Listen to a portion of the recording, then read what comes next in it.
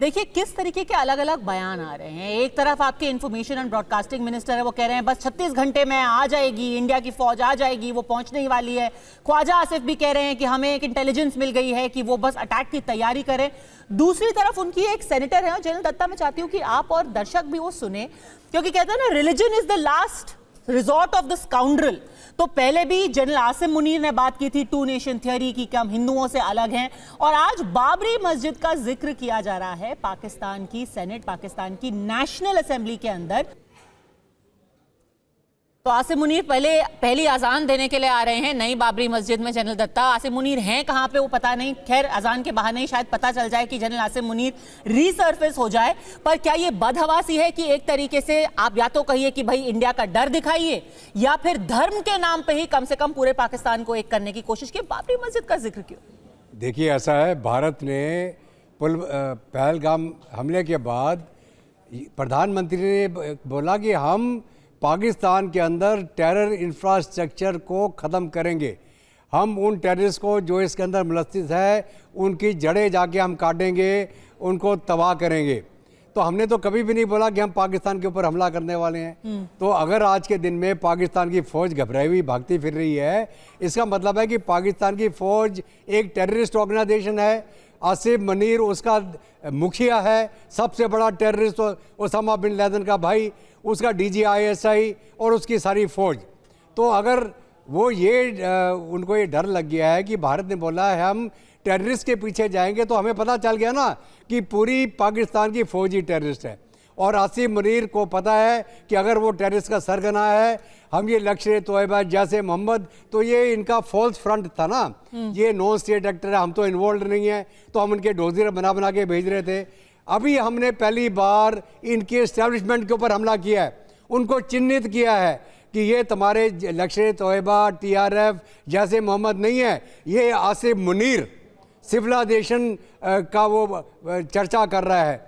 इसकी फैमिली जलंधर से थी, पंजाबी मुसलमान, इसको बोला अपना DNA टेस्ट करा, इसका दादा परदादा कोई हिंदू मिल जाएगा इसको। तो ये कहाँ का ये मौलवी बन के घूम रहा है। इसके फादर भी मौलवी थे, ये भी मौलवी है, और ये उसी को उकसाने की कोशिश कर रहा है कि हो सकता है कि भारत के मुस्लिम इसके साथ हो जाए। वो कभी नहीं भारत के मुस्लिम इसके साथ जाएंगे।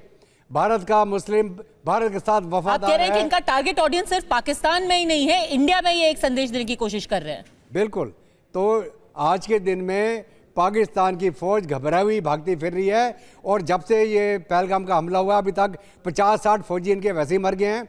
BLA ने मारा है, TTP ने मारा है, लाहौर के एयरपोर्ट में इनकी मिसाइलें फट गई हैं, वहाँ जहाज़ों में आग लग गई, और इनके अपने हवाई जहाज़ F-16 वगैरह मेंटेनेंस के कारण क्रैश होकर खुद गिर रहे हैं।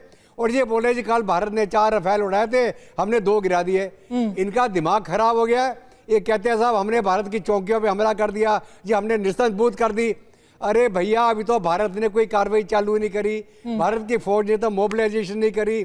अभी तो हम सिर्फ ये बोल रहे हैं कि तुम्हारा पानी बंद कर रहे हैं, तुम्हारे टेररिस्ट लीडरशिप के पीछे जाएंगे, उनको छोड़ेंगे नहीं।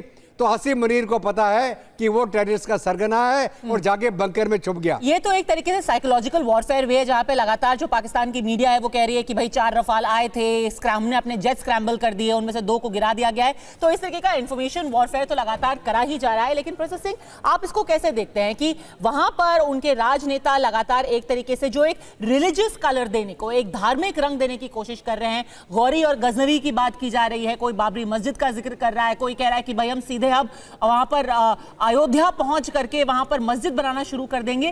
क्या है इसके पीछे का पूरा इंटेंशन क्या है? देखिए, इस्लाम बेसिस रहा है उनके राज्य का, और वो ये मानते हैं कि हम भारत से अलग हैं।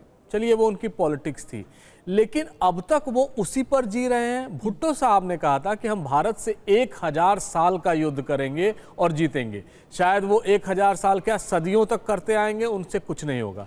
पाकिस्तान इस समय एक बड़ी दुविधा में है, और वो दुविधा ये है कि उन्होंने टेररिस्ट को संपोषित किया, उनको पनपाया, और ओसामा बिन लादेन जैसे टेररिस्ट को उन्होंने वहां रखा। पूरी दुनिया ये जानती है कि सबसे बड़ा कोई अगर टेररिस्ट का भंडार है तो वो पाकिस्तान है। और वो हमेशा इस गिल्ट फीलिंग से बाहर आने की कोशिश करते हैं, वो कर नहीं पाते हैं। इनके खुद मिनिस्टर्स ने कहा कि अमेरिका के शाह पे वो टेररिस्ट को सपोर्ट करते थे, चाहे वो अफगानिस्तान में भेजते हो चाहे वो भारत में भेजते हो। एक तरीके से कोशिश है कि जिसको कहते हैं उम्मा, उसको रैली करने की कोशिश है कि भाई ये एक धर्म का मसला है और सारे मुस्लिम वर्ल्ड को, इस्लामिक वर्ल्ड को हमारे साथ खड़ा होना चाहिए। नहीं, देखिए, क्योंकि अभी उनके साथ कोई खड़ा है नहीं, तालिबान तक उनके साथ खड़ा नहीं है। देखिए, उम्मा उनके साथ इस बार बिल्कुल नहीं आएगा। क्यों नहीं आएगा? मिडिल ईस्ट नहीं है, सऊदी नहीं है। जब ये अटैक हुआ तो सबसे जो पाक जगह है सऊदी अरेबिया में, जद्दा में, वहां पर प्रधानमंत्री मोदी थे।